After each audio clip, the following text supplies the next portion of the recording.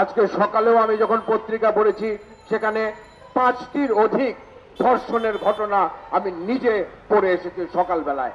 সুতরাং এটি একটি দুর্বিষহ ঘটনা। বাংলাদেশের মানুষদের মন থেকে কি মানবিকতা উঠে গেল? এই প্রশ্ন শিল্পীদের, এই প্রশ্ন নির্মাতাদের। আজকে যে মব জাস্টিস তৈরি হয়েছে, যে মব জাস্টিস নিজেরা নিজেরা বিচার করছে, কেন করছে? যারা এগুলো করবার কথা, আইন প্রয়োগকারী সংস্থা যাদের এগুলো করবার কথা, স্বরাষ্ট্র মন্ত্রণালয় যাদের এগুলো করবার কথা, আইন মন্ত্রণালয়, আইন উপদেষ্টা, তারা যখন কোনো কিছুই করছে না, তখন জনগণ নিজের হাতে অনেক ক্ষেত্রে বিচারের দাবি তুলে নিচ্ছে এবং বিচারের কার্যক্রম তারা করছে।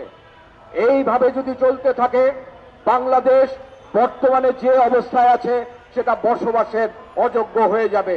আমি আমার 2 কন্যা সন্তান যখন এই সমস্ত ধর্ষণের কথা বিভিন্ন সোশ্যাল মিডিয়াতে, পত্রপত্রিকাতে ঘুরে বেড়ায়, তখন আমার নিজের কাছে নিজেকে খুবই অপরাধী মনে হয় যে আমি আমার মেয়ের কাছে কি করে মুখ দেখাবো যে আমার মতোই কোনো বাবার, কোনো মেয়ে, কোনো ছোট শিশু, নারী এরা ধর্ষিত হচ্ছে, এরা নানা রকম প্রবঞ্চনার শিকার হচ্ছে।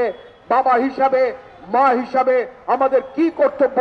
সন্তানের নিরাপত্তা রাষ্ট্র দিতে পারছে না, আমরা পারিবারিকভাবেও দিতে পারছি না। সুতরাং আমি উদাত্ত কণ্ঠে আজকে এখানে বলতে চাই, এই যে অবস্থা চলছে, ধর্ষণের যে মহামারী শুরু হয়ে গেছে, এটা অবিলম্বে বন্ধ করতে হবে। আপনাদের কাছে আমাদের অনুরোধ, আপনাদের লেখনীর মাধ্যমে, আপনাদের মিডিয়ার প্রচারণার মাধ্যমে এই বিষয়টাকে নিয়ে এমন একটা সোচ্চার করে তুলুন পুরো বাংলাদেশকে, যাতে এই ধর্ষকদের, এই প্রতারকদের সর্বোচ্চ যে শাস্তি সেটা নিশ্চিত করতে এই সরকার বাধ্য হয়। আমরা সময় দিচ্ছি, আপনারা এটা যদি নিশ্চয়তা করতে পারেন, যদি বাংলাদেশকে একটি শান্তির জায়গায় নিয়ে আসতে পারেন, তাহলে আপনারা আপনাদের রাষ্ট্রীয় কার্যক্রম করবেন। তা না হলে এই মিটিং থেকে আমরা সংশ্লিষ্ট যে উপদেষ্টাদ্বয় আছে, যাদের এটা দায়িত্ব, তারা দায়িত্ব পালনে ব্যর্থ হয়েছেন, তাদের পদত্যাগের জোর দাবি করছি।